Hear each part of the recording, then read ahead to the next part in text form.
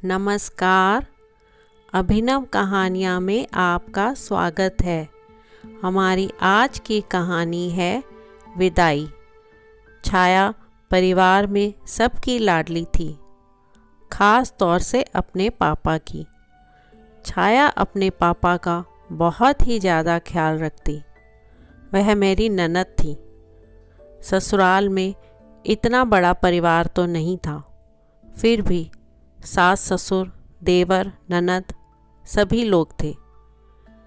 मेरे आने के साथ उसे ऐसा लगने लगा मानो उसे एक बड़ी बहन मिल गई हो। वह बहुत ही प्यार से मेरे साथ रहती थी।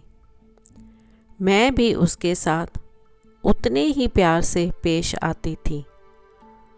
वह अपने पापा का हर काम करती। उसे बेहद पसंद था अपने पापा के सारे काम करना। जब वह नहाने जाते तो उनके कपड़े उनसे पहले ही बाथरूम में रख दिए जाते। जब वह नहाकर बाहर निकलते तो छाया हैंगर में पैंट शर्ट इस्त्री करके तैयार रखती थी। पापा के ऑफिस से आते ही वह गर्मा गर्म चाय की प्याली उनके हाथों में थमा देती। छाया रात का भोजन रोज़ अपने पापा के साथ ही करती। छाया भी अब तक विवाह योग्य हो चुकी थी और कुछ ही दिनों में उसका रिश्ता भी तय हो गया। अब छाया की शादी हो जाएगी, यह सोचकर उसके पापा अपने आंसू नहीं रोक पाते थे। उन्हें लगता था कि छाया के जाने के बाद घर कितना सूना हो जाएगा। उनका इतना ज़्यादा ख्याल कौन रखेगा? वह उसके बिना कैसे रह पाएंगे? यही सब ख्याल उनकी रातों की नींद उड़ा चुके थे। आखिरकार छाया का विवाह संपन्न हो गया। विदाई के समय छाया जब भी अपने पापा की तरफ आंख उठाकर देखती, उनकी आंखें बिना बोले ही सब कुछ कह देती। एक दूसरे के दिल की धड़कनों को पहचानने वाले पिता और बेटी एक दूसरे के मन में उठे हुए तूफान को महसूस कर रहे थे। जाते समय छाया अपने पापा से लिपटकर फूट फूट कर रो रही थी। उसके पापा भी अपने आंसुओं को रोक ना पाए और छाया अपने पति के साथ ससुराल के लिए विदा हो गई। घर शांत और सूना हो गया। पूरी रात बीत गई। दूसरे दिन सुबह पापा जब नहाने गए तो उनके कपड़े हर रोज़ की तरह ही उन्हें बाथरूम के अंदर मिले। वह हैरान थे। नहाकर जब वह बाहर निकले तब पैंट शर्ट का जोड़ा इस्त्री किया हुआ हैंगर पर लटका उनका इंतज़ार कर रहा था। जब शाम को वह वापस लौटे तब मैं छाया की तरह ही चाय का प्याला पानी के गिलास के साथ लेकर आई। मेरी तरफ देखकर पापा को मुझ में अपनी बेटी छाया का रूप दिखाई देने लगा। उन्हें ऐसा महसूस हो रहा था मानो उनके समक्ष छाया ही खड़ी है।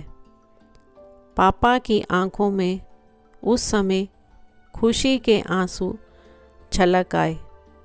मेरी सास भी ये देखकर खुश थी।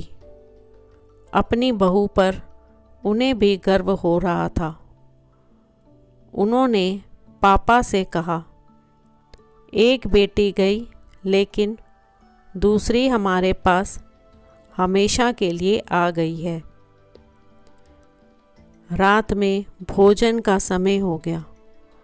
सभी लोग भोजन करने बैठ गए। तब पापा ने मुझे कहा, बेटा, मैं नहीं जानता था कि मेरी एक बेटी विदा हो गई, लेकिन दूसरी बेटी तो मेरे पास है। मैंने भी खुश होकर कहा, हाँ पापा, मैं आपकी दूसरी बेटी हूँ। इतना कहकर मैं सोच रही थी, कौन कहता है कि बेटी विदा होकर ससुराल जाती है।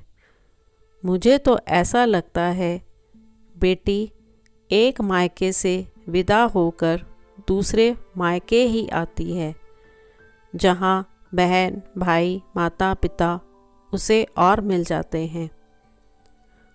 कुछ दिनों के बाद छाया पग फेरे के लिए वापस आई। शाम का वक्त था। वह अपनी ससुराल की बातें सबको बता रही थी।